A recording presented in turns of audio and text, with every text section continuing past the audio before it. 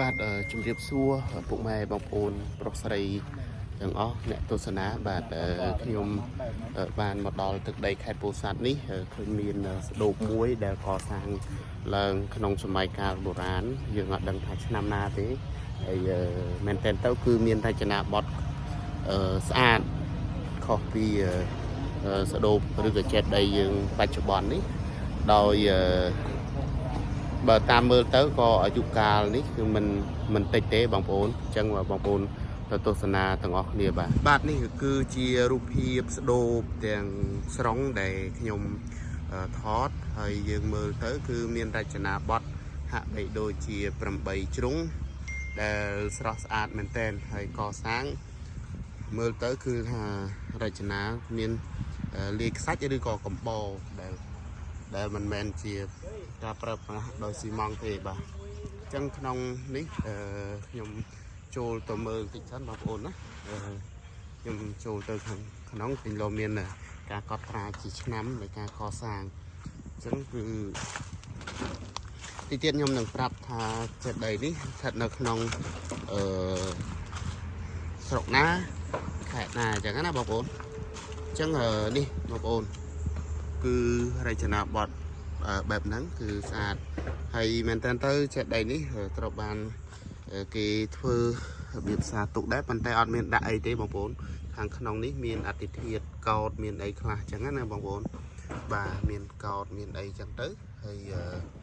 ទៀតទៅគឺចេតិយនេះមានសសរខាងក្នុងមួយដើមហើយក្រៅពីហ្នឹងគឺស្លាស់ថេងតែម្ដងបងប្អូននេះគឺអត់មានអីទេបាទអត់មានអីទេហើយមានពូនកឌៀពូនអីនៅក្នុងហ្នឹងហើយសិតតកោតអញ្ចឹងណាបងប្អូនឃើញមានស្នាមពុកម៉ែបងប្អូនគាត់តែគោរពបូជាយកធូបមកអុជអីចឹងទៅហើយអត់ដឹងថាចេតិយនេះត្រូវបានកសាងក្នុងឆ្នាំណាទេព្រោះអត់មានការកត់ត្រាជាឆ្នាំអញ្ចឹងណាបងប្អូននេះបងប្អូនយើងមើលទៅគឺតម្រងដូចគ្នាបាទតម្រងដូចគ្នាហើយខ្ញុំបានសួរប្រសង់ចាតិកាហ្នឹងក៏លោកថាអត់ដឹងដែរហើយបច្ចេកដីនេះគឺអាចថានឹងមានអាយុកាលស្មើគ្នាទៅនឹងចេតិយមួយទៀតបាទអញ្ចឹងចេតិយមួយទៀតខ្ញុំនឹងថតជាប់ជាមួយនឹងវីដេអូនេះតែម្ដងបងប្អូនណាជាប់ជាមួយវីដេអូនេះតែម្ដងអញ្ចឹងខ្ញុំសូមបញ្ជាក់បន្តិចបងប្អូនណាគឺបច្ចេកដីនេះស្ថិតនៅក្នុងជាប់នឹងរបងវត្តអេសធាដែលស្ថិតនៅក្នុងឃុំសាយចំបក់ស្រុកកកោខេត្តពោធិ៍សាត់បាទអញ្ចឹងគឺខាងសាយចំបក់ហ្នឹងឯងបងប្អូនណាអញ្ចឹងគឺចេតិយនេះខ្ញុំមករដងអត់ដែលបានចាប់ភ្លឹកនៅឃើញប៉ុន្តែមកលើកនេះគឺបានដើរចេញមកខាងនេះគឺឃើញទៅគឺថាចាប់អារម្មណ៍ចង់ថតឲ្យពុកម៉ែបងប្អូនព្រោះបើតាមមើលរចនាបថនេះគឺមិនមែនទៅតែធ្វើទេបងប្អូនគឺយូរហើយខ្ញុំក៏មិនមែនជាអ្នកសិល្បៈ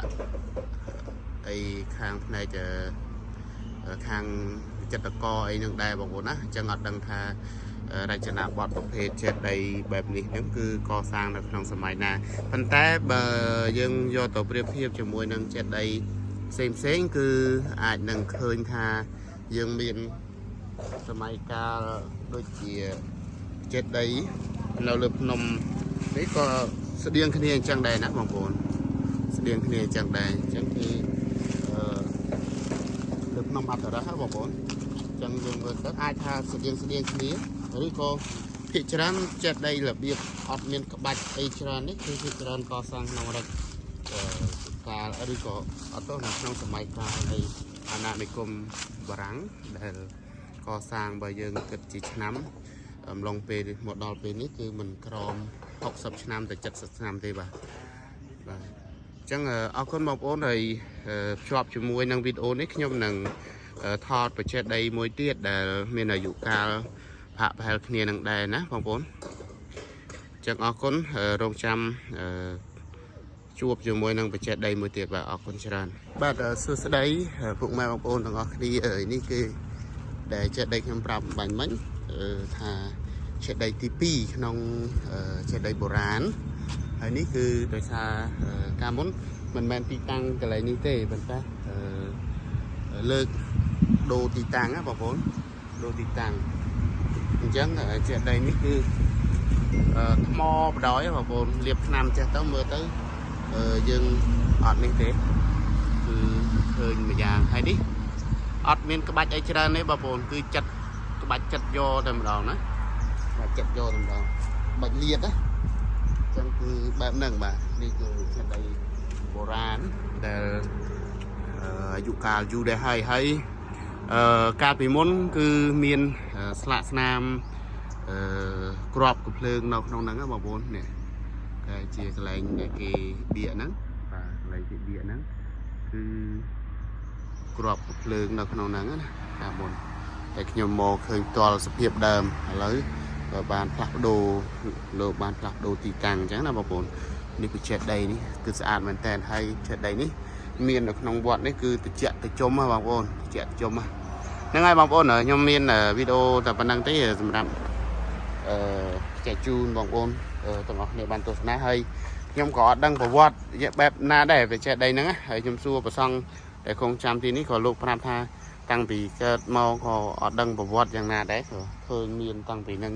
មករហូតអញ្ចឹងបានន័យថាបច្ចេកដីនេះគឺមានអាយុកាលវែងយូរណាស់ហើយមកចូល100ឆ្នាំហើយក៏មិនដឹងបាទចុះពុកម៉ែបងប្អូនទាំងអស់គ្នាដែលបានតាមដានវីដេអូខ្ញុំបាទតាំងពីដើមដល់ចប់ហើយសូមអរគុណហើយសូមជម្រាបលាប៉ុណ្ណេះបាទជម្រាបលាបាទ